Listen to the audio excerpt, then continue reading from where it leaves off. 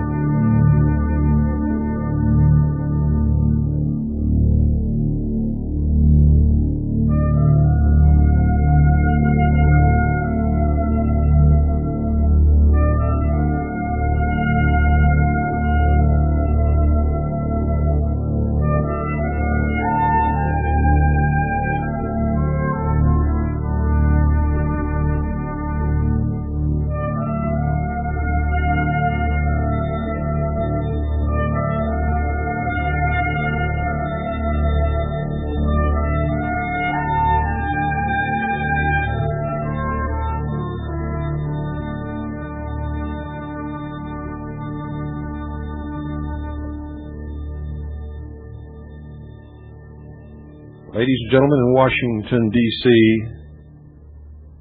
a great drama is being played out in the Congressional Committee investigating the Waco Massacre. There are a lot of questions that are not being answered. These people are doing the investigating except for 3 or 4 who consistently are trying to get to the real problem, act as if they don't know the first thing about government, how it's organized, the law, jurisdiction, venue. In fact, they act like they haven't even heard of Waco, Texas until just now. Despite the maneuvering, despite the backbiting and the charges that run back and forth of manipulating the committee, some congressmen are asking the right questions, or at least some of the right questions. And so far, everything that has been heard proves that the investigations done by the militias and the patriots in this nation were right on target. It is terrifying what is coming out. But what you're going to hear tonight is even more terrifying when you learn of the deception and the outright lies that have been worked against the American people. Tonight we're going to talk about the Bureau of Alcohol, Tobacco, and Firearms, its origin, what its authority is, what its justification for what it has done is, if any. We're also going to talk about the Internal Revenue Service, which according to all the documentation that we can find, is exactly the same organization as the Bureau of Alcohol, Tobacco, and Firearms. And tonight, we have the man who has done more to bring out this information through Freedom of Information Act requests. Welcome to the Hour of the Time, Mr. Benson. And how are you tonight? Well, I can't wait to hear what you've got to say. Why don't you give us a little bit of background on yourself, how you got into this, and what led you up to what led you down the path that you've trod, and how you got to this point. If you'll do that, so that our listening audience will have a background in which to judge what they're going to hear later in this broadcast. And of course, folks, remember, you are not ever to listen to the Hour at a Time without a pad and pencil by your side. Listen to everyone, read everything, believe absolutely nothing unless you can prove it in your own research. And if you don't conduct the research, you keep your mouth shut because you haven't got the right to open it. The floor is yours, Wayne. All right, back in 1971, a man, an Arizona lawyer by the name of Rehnquist, was nominated to become a Supreme Court jurist. And he was opposed by certain senators, and he was also opposed by the Internal Revenue Service. They did not want him to become a justice on the Supreme Court. He was quite conservative and quite a good attorney and so forth. In order to prevent his confirmation, rumors were spread, which were all lies, by the way, that he was involved in crimes and the crime was said to be that he was deliberately preventing black people from voting at the 1962 election in Phoenix. And they actually named the precinct where all this took place. There are two things wrong with their lies. One, there was never a crime committed down there except people coming in to vote a second time. Basically, Mexican nationals were voting names that hadn't voted yet and trying to get away with it. And they were being stopped pretty well. And the other is that Rehnquist never entered that precinct that day. He was never even, to my knowledge, even close to it. And I'd kept a written record of everybody that walked in and out of that precinct, and his name wasn't on it. So I was threatened by the so-called IRS, and I actually believed at one time, by the way, that was their real name. Not to give my testimony to the FBI, which was then to go on to the Senate Judiciary Committee. And I gave him the testimony, offered the proof of his innocence, and he was confirmed, as everybody knows, as a justice. Then in 1985, he was nominated to become Chief Justice, and the same lies and allegations were spread through the news media again. And for a second time, I took my story and gave it to the Senate Judiciary Committee, and for a second time, he was cleared and became Chief Justice. But what happened after that occurred the first time in 1971. Nothing happened for a while, and then the winter of 72, February, I received a letter from this gal from the IRS, and she wanted to audit me. Now, being new to this and knowing almost nothing about it, I actually believed in the superstition that this thing called the Internal Revenue Service could actually audit members of the public, which they're not authorized to do, but everybody thinks so. So I did a minimal audit, and only those things which they had requested by letter. Had a lot of fun with her. I moved up into the mountains of Arizona where it's quite cold. This is February. The house was cooled with a wood-burning stove. No one had been home all day, therefore the house was cold. I sat her down by a window and opened it, and it was snowing outside. So she bundled up, got upset. I wouldn't let her plug in her adding machine. There's no law that says I have to give her electricity, and I'm not allowed to sell it, so she was not allowed to plug in her adding machine. And after a few minutes, she left. But then they came back 2 weeks later, and 2 weeks later, and then the special agents started to arrive. So I decided that I simply had to learn all about this agency as a means of protecting myself. So I began to do so, and my first study was with the Freedom of Information Act, which had been passed in 1965. And I had used it once or twice in the late 60s, about 1969, 70, something like that. And so when some special agents showed up, I thought, well, this will be a good time to try it again. So as I was making notes about the special agents, how they were dressed and how tall they were, their names, and their ID and so forth, they ran out of the office. They got scared and ran away. And all I did was just ask for, wrote down information about them. And then I filed a request for their report. It was first denied. I went to court, sued them, and the district court awarded me a copy of their report. It said I had threatened them, but here's the strange thing. They actually put in the report that my threat was by making notes on a yellow pad, which indicates paranoia apparently is one of the prerequisites for becoming a special agent. Not much intelligence is required, but paranoia seems to be. Well, for what I've learned from my own studies and from the studies of others, they really should be paranoid, shouldn't they? Oh yeah, it's not all paranoia, but some of it is. So as you go through all this, you learn that everything we thought we knew about this so-called IRS and so forth and BATF. By the way, there was no BATF until 1972, and so everything we thought we know, by the way, is all wrong. You cannot name anything that you think you know about the agency that's correct. For example, Congress never created the ATF. Congress never created the Internal Revenue Service.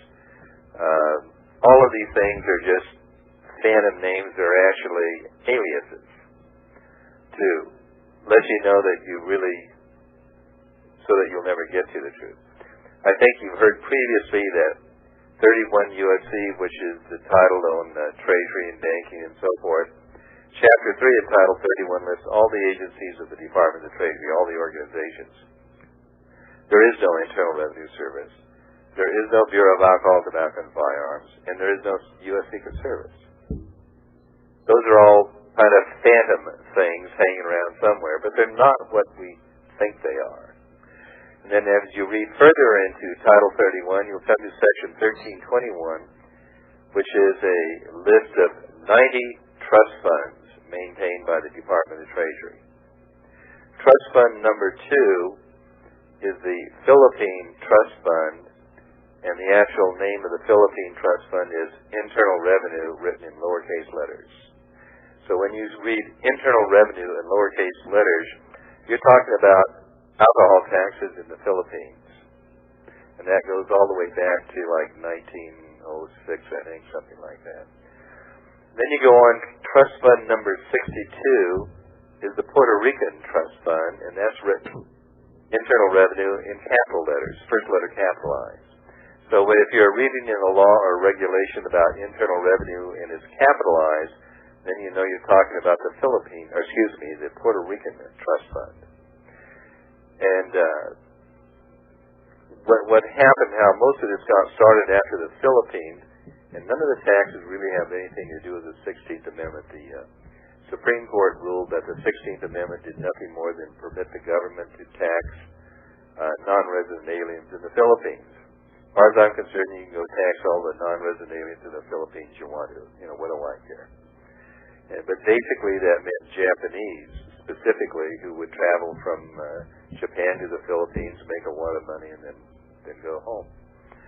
But what happened, there was a Federal Alcohol Act passed in the mid-30s, and that act went to the Supreme Court, and that Federal Alcohol Act was actually a part of the National Industrial Reconstruction Act, and all of those laws that Roosevelt jammed through Congress to supposedly rehabilitate the country. And the Federal Alcohol Act was one of those rehabilitation or Reconstruction Acts. And the Supreme Court struck the Federal Alcohol Act down.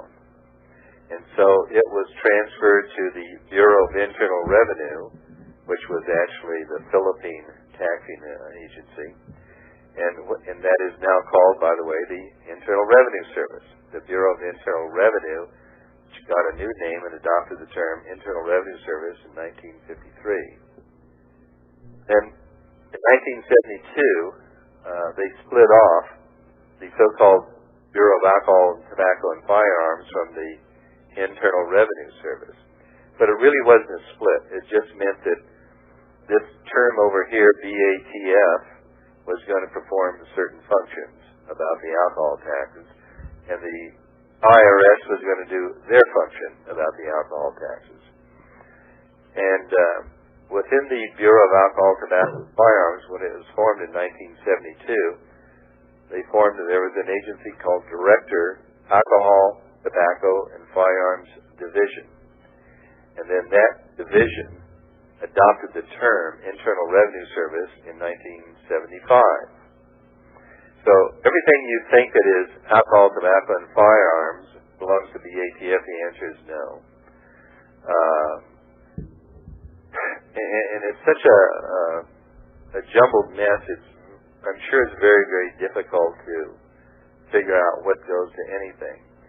But in Title 26, which people believe is administered by the so-called IRS, very little of it is administered by the, quote, IRS, or the Commissioner of Internal Revenue.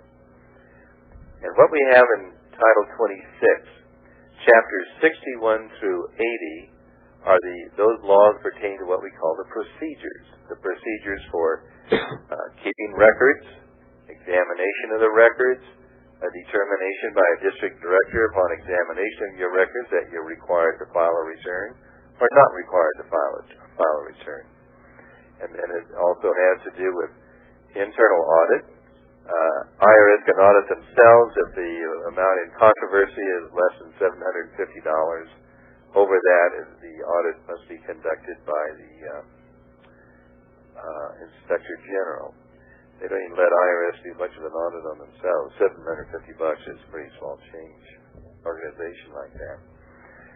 All right. Then also Chapter 61 through 80, you have filing requirements, record keeping, examination, assessment. After assessment, you have how to pay, you have tax court, you have criminal investigation, you have and prosecution. But all of that is delegated not to the IRS, not even to the term Internal Revenue Service.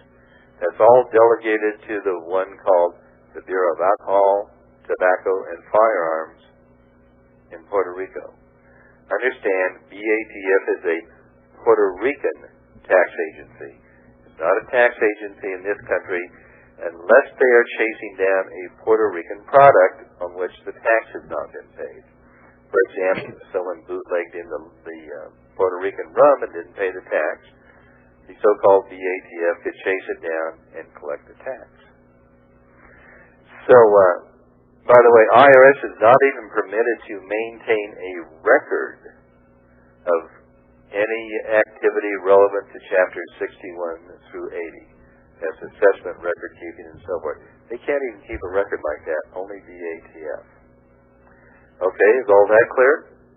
Well, it's certainly clear to me. I don't know about the listening audience, though. What you're basically saying is that the BATF is not an agency of the United States government, but is, in fact, a trust fund set up by the United States government, which has its place or venue or jurisdiction, whatever you want to call it, in Puerto Rico. And it's basically been set up as what do you call it, really? I mean, what really is it? Well, actually, it's just that. All that they do the BATF stuff for Puerto Rico and the Virgin Islands. Here's what we found also, by the way, that, IRS off this big computer. So you go through and you learn what these codes mean, and there's thousands of them, probably 30,000 computer codes. Yeah, but let me interrupt you right here, Wayne, because, it doesn't make any sense to me. Why should you even care what the codes say if they have no jurisdiction in a state such as Arizona? If all they are set up to do is tax alcohol in Puerto Rico and the Virgin Islands, what do we care? Because they have everybody believing that you're required to file this so-called income tax return. Okay, please forgive me if I play the devil's advocate, because I'm going to try to ask some of the questions that I know the audience are thinking in their mind. That's quite all right. Please go ahead and ask them, because that's the best way to get it out. All right, because they have all these millions of people believing that they have to file this income tax return. And they even think they go to jail if they fail to file an income tax return, which they believe to be a Form 1040.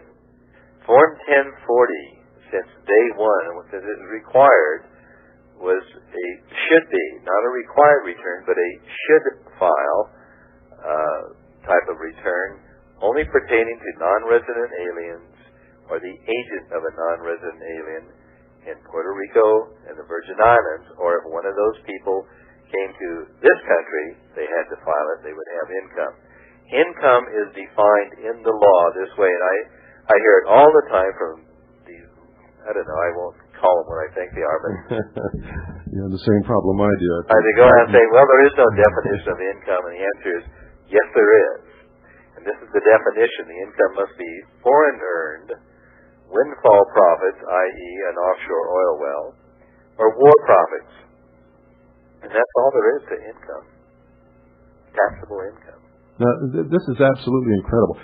If everybody in America could hear this, and they went and checked for themselves, I think that there would be the greatest wave of anger run across this country that has ever existed in the world, because we've literally been cheated, robbed, scammed, conned, and they've literally stolen a good portion of this nation through this process. Absolutely. Families and businesses have been ruined. It's caused divorce, hardship, suicide. Yeah, right.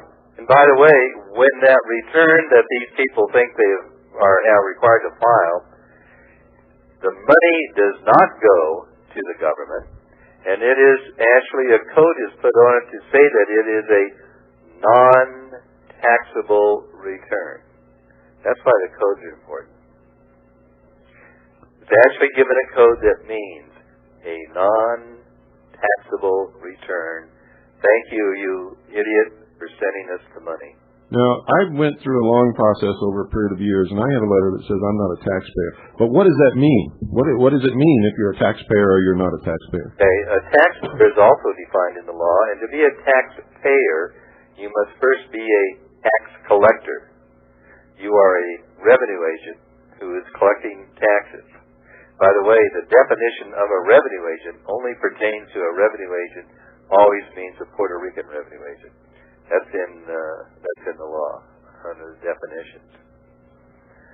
So, and revenue agents either go around and say you owe money, and then the revenue officer collects the tax and the returns. Now, when he collects the tax, he has to file a return for the taxes he's collected. Those are filed with a district director.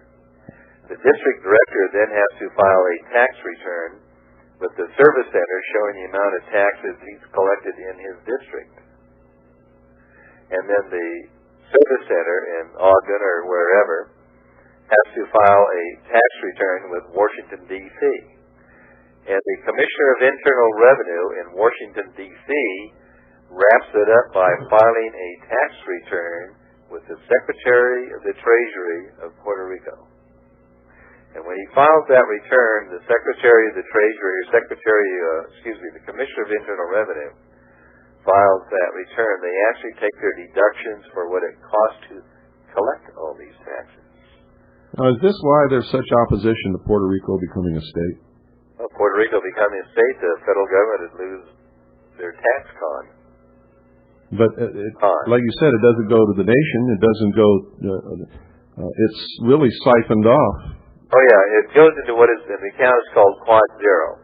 In a Quad Zero account, the director of the service center can do anything he wants with the money. And what they do, they actually make contracts for the Agency for International Development. And these contracts provide for district directors and directors of service centers, assistant commissioners, and all these other bigwigs to become members of the board of directors of some corporation in a foreign country that doles out the aid money.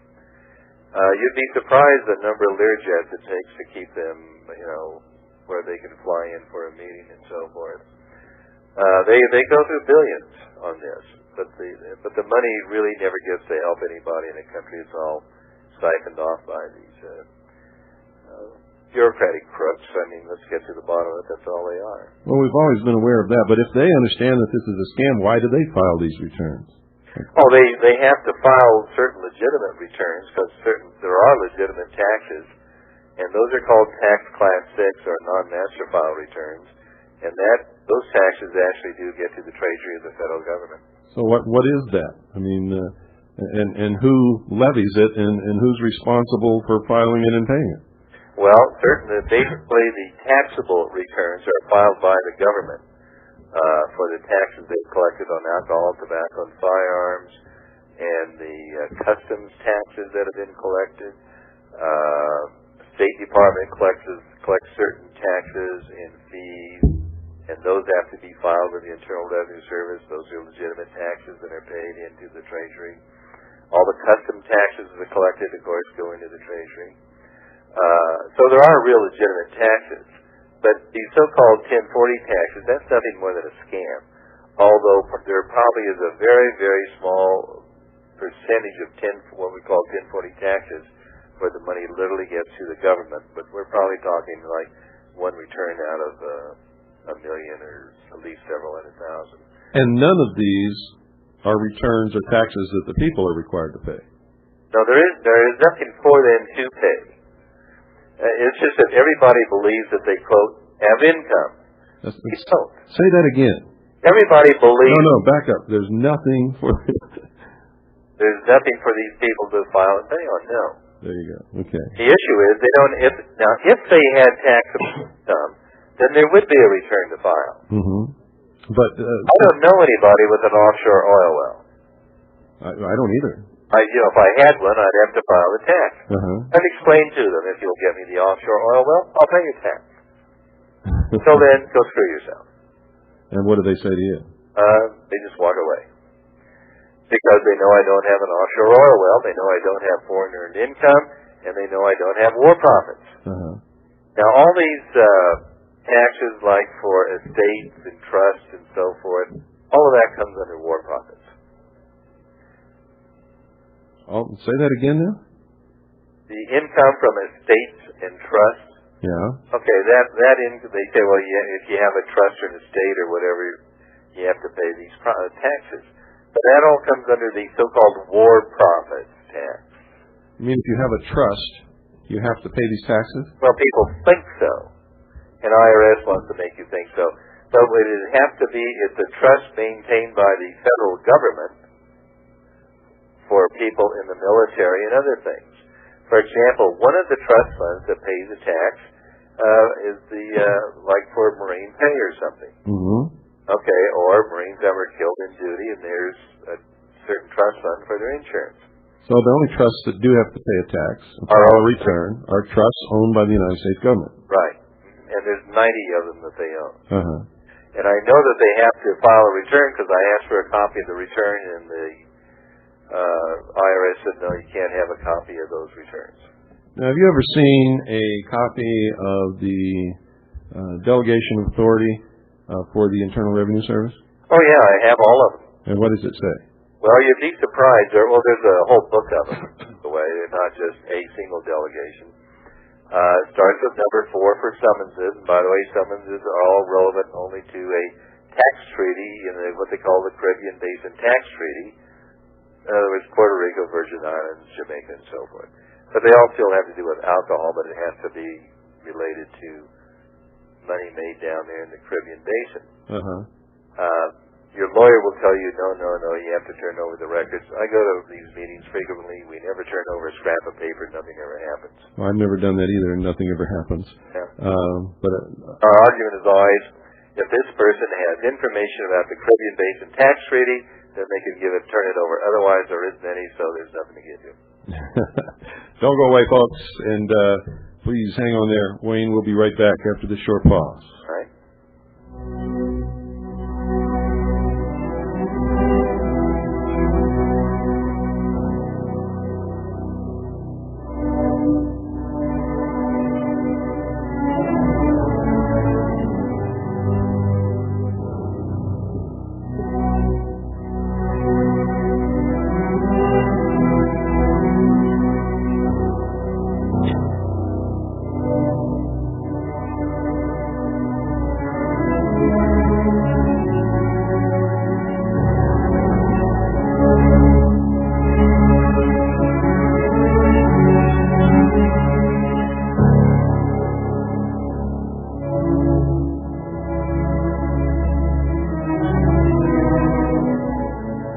Absolutely incredible what you're hearing tonight, and what you've always heard on the Hour of the Time. We bring you the facts. We give you the references. We tell you not to believe us. Go out and check it for yourself. And those who do are amazed. Those who don't continue to be puppets for the rest of their life. This is the most exciting time in the history of the world to be alive. Every single person on the face of this earth today has a genuine 100% opportunity to make their mark upon history and do something genuinely good for the future of humankind. And basically, all it takes is to get up off your butt.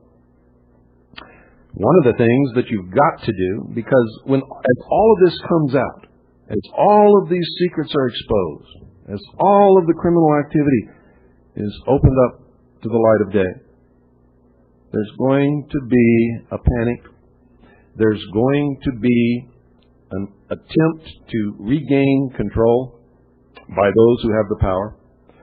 One of the best ways to do it, in the way that I've been warning you since I began my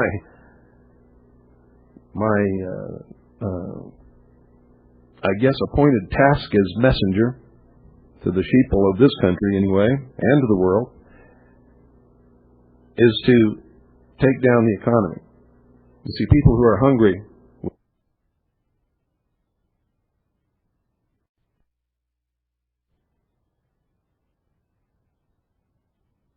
we have to understand something, folks. What we're using as money today is not money. It's not currency. It isn't even notes. And if the economy were to collapse tomorrow, if there were to be a tremendous collapse of the stock market, which could not happen in one day because they have safeguards built in that will stop it at a certain point and close it down. But when it opened up again, it could continue to fall. And when they opened it up again, it could continue to fall. And I'm going to tell you right now, one of these days it's going to happen. As more and more of this stuff comes out, this is going to happen. They'll pull the plug. And when they do, it's going to be an awful lot of poor people without jobs, without food, without shelter, without property, and yes, maybe even without a blanket. Anyone who has real money, can safeguard that real money, and knows how to use it, is going to survive. And folks, don't kid yourself. Don't think it can't happen here or it can't happen to you. If you've been paying attention recently, it's all happening here, and it is happening to you. And if you've been paying attention to the Waco hearings, and especially if you've been paying attention to Mr. Wayne Benson tonight, you know that we're in deep, deep trouble. These people will not hesitate to do whatever it takes to maintain their power, their control, and their wealth. They want one world, totalitarian, socialist government. They want only two classes of people, the rulers and the ruled.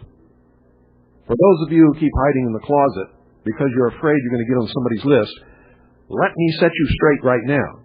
There's only one list, and you're already on it. You see, if you're not one of them, you're one of us. And if you're one of us, you're on the list. Fear is how they've been able to work this con throughout the years. And we're going to talk about that with Mr. Benson when we get back to him. But right now, if you want to be one of the survivors, you'd better get your hands on some real money. You'd also better have some beans, bullets, and a good copy of whatever religious book that you believe in, because you're going to need a lot of spiritual sustenance to go along with the beans, bullets, and the money. Now, I'm not trying to scare anybody or panic anybody. I've been able to back up everything I've said on this broadcast since I started. And I maintain this statement. Anybody who can prove me wrong, I will go on the air and retract whatever statement I've made that's wrong. And I will tell you what we've discovered. Right now, you better call Swiss America Training and get your hands on some real money. Real gold and silver coin. Or bullion. Or any of the forms of precious metals that you so desire, just as long as you have at least some of your assets protected. It's important, folks. It is extremely important that you don't get caught with your pants down. Look around at the faces of your loved ones. If you can't honestly tell them to their face right now that you have done everything in your power to protect your assets so that they don't end up freezing in some ditch half full of water, then you must make this call. 1-800-289-2646 and do it now.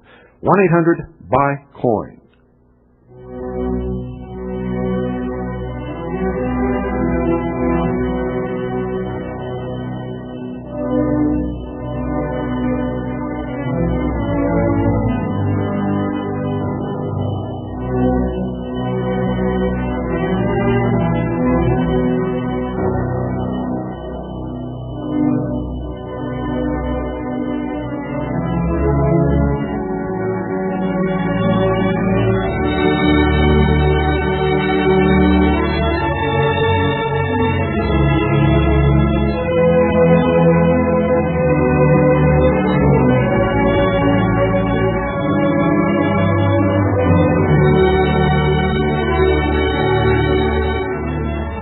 Now, folks, I urge you to do the research that it takes to find out the truth of what you're hearing tonight. I urge you to do it. I've done it over many years, and I don't come anywhere near knowing everything that Mr. Wayne Benson knows.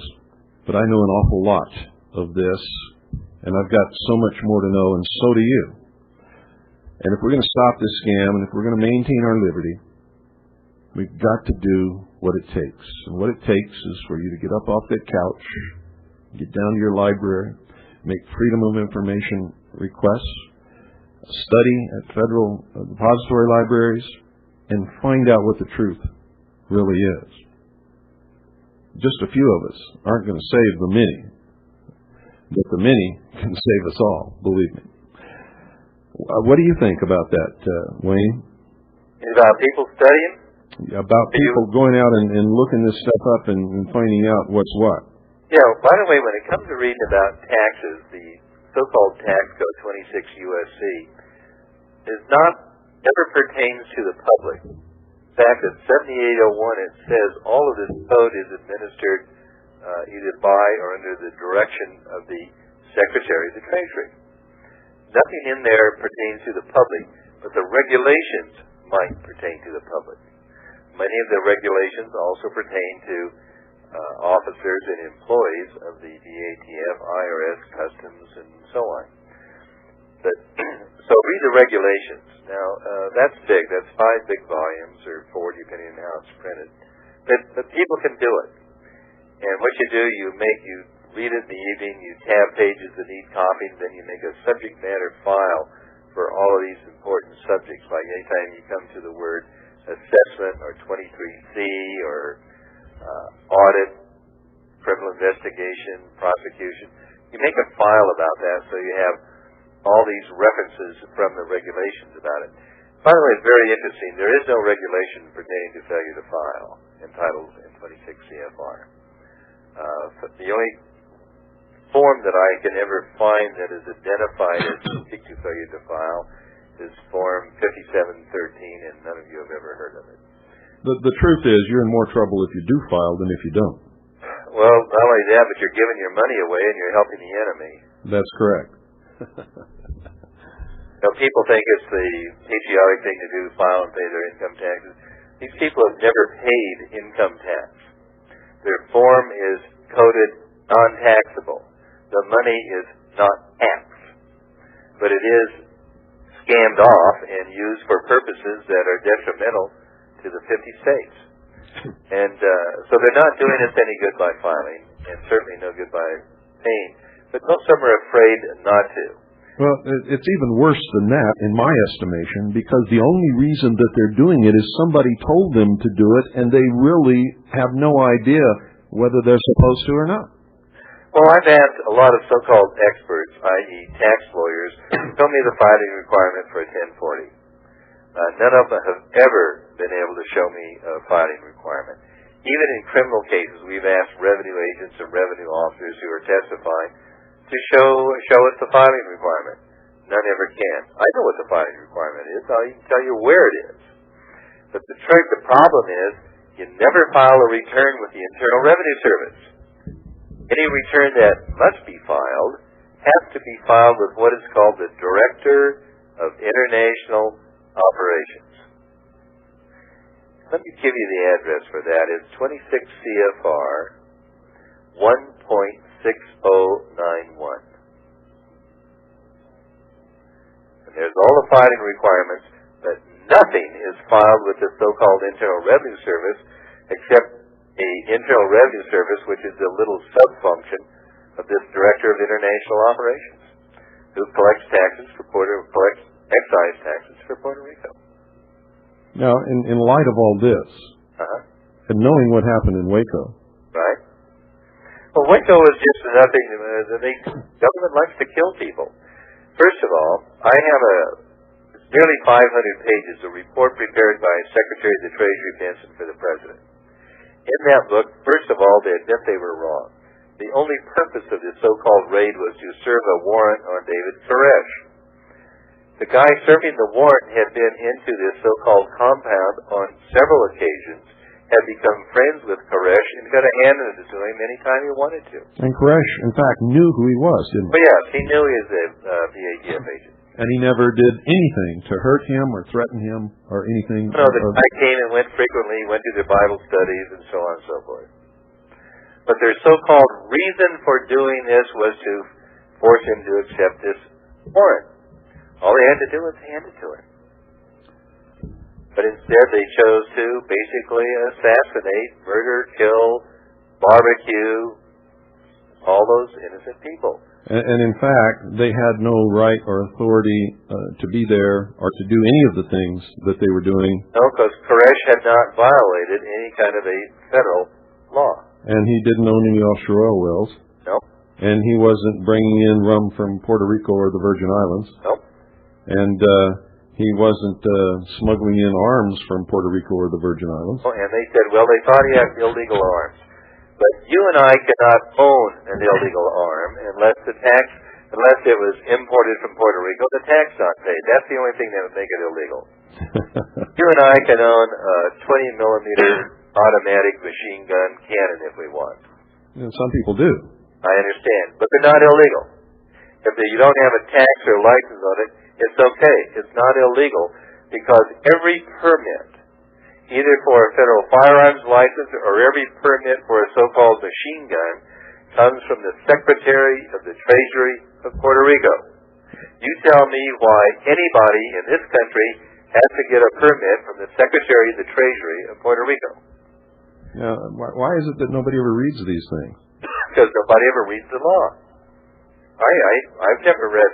I've talked to a few firearms dealers. They have never read Title 27 or 27 CFR in their life. It's worse than that. They've never read their FFL. They've never read that. Boy, the FFL is approved by the guy. What's his title? Let me see if I can remember here. Okay, yeah, the director, the regional director of compliance. The regional director of compliance is a part of the Bureau of Alcohol, Tobacco, and Firearms in Puerto Rico. This is incredible. Recently, Tina tells me you filed a Freedom of Information Act request to the BATF, and the answer came back through the Secret Service. What does that mean? Well, what it was is I was asking for the identity of the person who was administering the Federal Alcohol Act, which in late 30s had determined to be unconstitutional by the Supreme Court. Can't have a Federal Alcohol Act in this country. So it moved to Puerto Rico, but the BATF, they are still administering and enforcing the Federal Alcohol Act because it's in Puerto Rico. So I asked, well, who is enforcing this thing? And I asked that of the Secretary of the Treasury. And it took a long time because my request went through several agencies. And finally the answer came back. They gave me the appointment affidavit of the Director of the Alcohol, Tobacco, and Firearms. But it came from the Secret Service. What is the connection there? Who is the Secret Service? I wish I knew. Does anybody know? I know it started out to be a branch of the Pinkerton Detective Agency many, many years ago, but what is it now? And you haven't been able to find out anything about... Well, very little. All of their rules and regulations are supposed to be published at 31 CFR 400 through 499.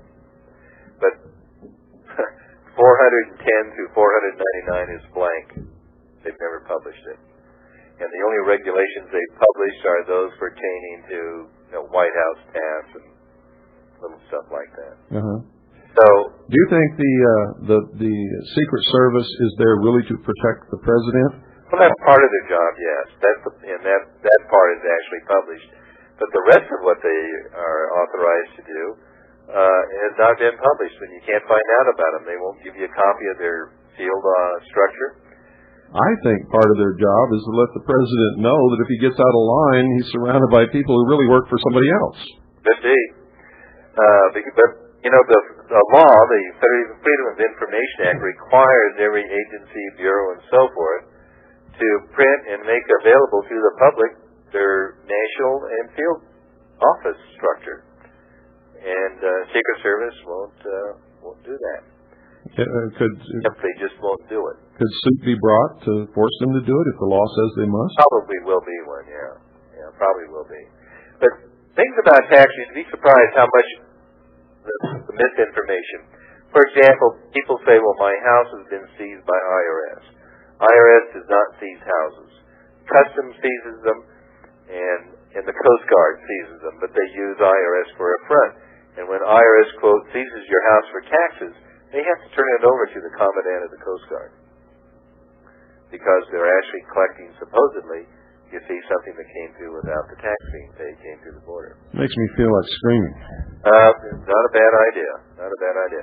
But government has given this tax agency all these aliases. The name is the Bureau of Internal Revenue, the Federal Alcohol Act, Internal Revenue Service, the Bureau of Alcohol, Tobacco, and Firearms in Puerto Rico, the Virgin Islands Bureau of Internal Revenue, the U.S. Internal Revenue Service in Puerto Rico, and on and on. They have all these aliases, so that people never know with whom they're really talking. But the truth is, you're either talking to the Philippines or you're talking to the Federal Alcohol Administration. Now, let me ask you something, Wayne. There's this seminar coming up on Saturday. Yeah. What are the people going to learn, man? Okay, we're going to tell all of these subjects I've been speaking to you about. They're going to get a book, nearly 200 pages. In that book, all these exhibits will be there. All identified, everything is there so they can refer to them, use them, and so on. The rest of it is, we're going to spend the whole afternoon teaching them how to make a proper Freedom of Information Act request to the Bureau of Alcohol, Tobacco, and Firearms. Which is, in fact, the Internal Revenue Service. Right, but if you want a BATF record, then you have to go to, call it the BATF. Okay. You have to do it that way. And we provide the copies of the law, the rules and regulations, and then we have all these exhibits of how to make the actual request and do it correctly, because if you don't do it correctly, it's not a request. They don't have to give you anything. How to file the appeal, where to file it, how to make out the envelope, time elapses and so forth, how to keep track of it, and then not only BATF, but we tell them how to make requests to Secret Service, Secretary of the Treasury. People are going to have to find out what is going on and find out for themselves. They are going to have to be able to say, I obtained this myself from the Bureau of Alcohol, Tobacco, and Firearms in Puerto Rico.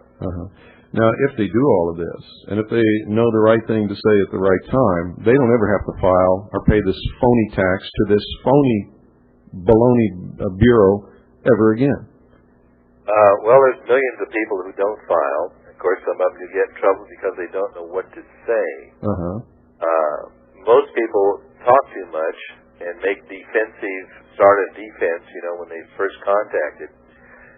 Actually, the first criminal contact will be a letter, and that letter will make you think they're looking for a Form 1040, but they don't have any letters asking you to file a Form 1040. Letters generally are asking you to file Form 8288, which is a backup withholding form when you import narcotics into the Virgin Islands. You have to withhold 20% of the purchase price and pay it to the Commissioner of Narcotics. And many of the letters are asking for that form, except don't ask in code, as in called a CP code or computer paragraph. And on the letter, people read the English and get all excited, the English verbiage. But the real letter will be in, there will be a code somewhere that says CP 515, for example, All right. The letter is in 515, not what they read in front of them. But because they don't understand the codes, they respond to the wrong thing, and they lose their first round of administrative procedure in the criminal division. Now, let me ask you something. I know a person who didn't file, refused to file, and he got a letter from the district director saying the district director had filled out his return, signed his name for the person, and had filed the return and was assessing the taxes that were owed and served a notice of lien in the county court, at the county courthouse. And now this person who never even filed a return or signed anything is having a notice of liens put against him, which are not liens at all. We know that. For returns that were filled out and signed by the district director of the Internal Revenue. Okay. Without knowing that return, I've seen this situation several times. Let me tell you what I know about them in general. One, the return was filled out and assessed for a zero amount. It was also posted as a non-taxable return, and it was posted as a Virgin Islands return. But there was no assessment because the IRS cannot make assessments. Only BATF can make an assessment. But they're going to take his property. Only because he doesn't know how to defend himself. Okay, that's the point I wanted to get to, and I hope you're all listening out there. You should be at this seminar Saturday, July 29th from 9:30 a.m. to 5 p.m. You can bet your boots I'm going to be there because this man, Mr. Wayne Benson, has an awful lot that I want to learn. And I've been successful in my battles with just what I know, and some of it is turning out to be not so correct. A lot of it is correct. But there's so much more that we all have to learn. I was talking to Wayne Benson on the phone earlier today, making arrangements for this broadcast. And one of the things I made clear to Wayne is when I was 16 years old, I knew everything. Now that I'm 52, I'm not sure that I know much at all. But one thing that I'm absolutely sure of, we don't live long enough to even begin to know what we should, especially when we don't even start to wake up until a good portion of our life has gone by. By the way, just to touch up on something, I made a request to BATF after the explosion in Oklahoma, and I asked them to identify the quantity, the name, and the quantity of explosive they obtained from the Army to blow up the building. Oh boy! Those records have been denied to me. Those records have the. Wait a minute. Say that again. Say what was? Okay. Now I don't get tongue-tied easy, and you just tongue-tied me. I asked the BATF in Oklahoma for a copy of the document that would identify the name of the explosive and the quantity of explosive they obtained from, what is that, Fort Lewis or Fort Sill or something there in Kansas? Fort Lewis, I believe. Fort Lewis, okay, that they obtained from Fort Lewis to blow up the building. BATF has denied me those records. Which means they exist. That's correct. Oh my God. I also asked them for a copy of the document that told all the BATF agents who worked in that building to be absent that day. That record has been denied. So you understand that this agency is capable of doing anything. They just want power. They don't care how many people they kill. They probably like killing people. Hitler had people like that. They just like to kill people. Yes, well, in the videotape that they shot themselves of agents laying around talking about how they were going to kill these people and that they were born to kill and that they were going to go up in the helicopter and I watched that and they like killing people, right? Yes, I think they're chosen because they have certain psychological characteristics. But those are called not characteristics; they're called serious disorders. Psychotic illnesses is what they are. Right. And so they're given positions of power. They get a weapon. They, go shoot that little old lady. We'll show them how tough we are. But that's their attitude. And but remember, the issue is the records have been denied to me to the quantity and the identity of the explosive they obtained from the military to blow up the building. Wow, Wayne, I want you to take care of yourself. Lieutenant Colonel Jeff Cooper is going to be there. What is he going to talk about? I don't know. He can talk about anything he wants. He's gonna. What I did, I made a trip over to see him several months ago to see if he would help me with this, and I showed him all the material, and he understood what I was saying. He says, "Yeah, what do you want me to do?" And so basically, we're kind of using his name as a drawing card because he's respected throughout the nation, and he is a quote draw, and he's well known and so forth. Well, you know, when I told people about this seminar, nobody asked me anything about Colonel Cooper. They all want to find out all this stuff that you've got to say. But I know that everybody does respect him, and I'm looking forward to meeting him, and I was just wondering what it was he was going to cover, but I guess we'll all find out. How do we, well, it's at the Holiday Inn.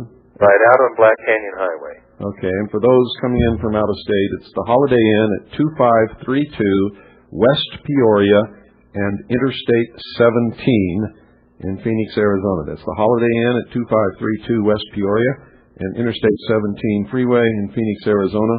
The price is $60 at the door, cash only, and forget about the $75. I think you heard about that last Friday. And I hope to see you all there. This gentleman has so much to teach me, and if he's got so much to teach me, I know he's got an awful lot to teach most of you. Also on sale at the seminar is the secret 400-plus page official United States Treasury document signed by Secretary of the Treasury Lord Benson, which Treasury we don't know, detailing the Waco incident with accompanying Freedom of Information Act requests, which you can file to discover and uncover federal government abuses and lies for yourself. It's from 9:30 to 5 p.m. this Saturday, and I know a lot of you are going to be flying in. Wayne, I want to thank you so much for being our special guest tonight. I want to get you back on here sometime in the near future. Would you be amenable to that? Love it. Wonderful. In the meantime, I'll see you on Saturday, and I can't wait to meet you, and I can't wait to hear what you've got to say. Well, thank you very much. We'll be looking forward to meeting you and some of your friends. And say hi to Tina and Mark for me. Okay, we'll do that. Good night, folks. Night. And God bless you all.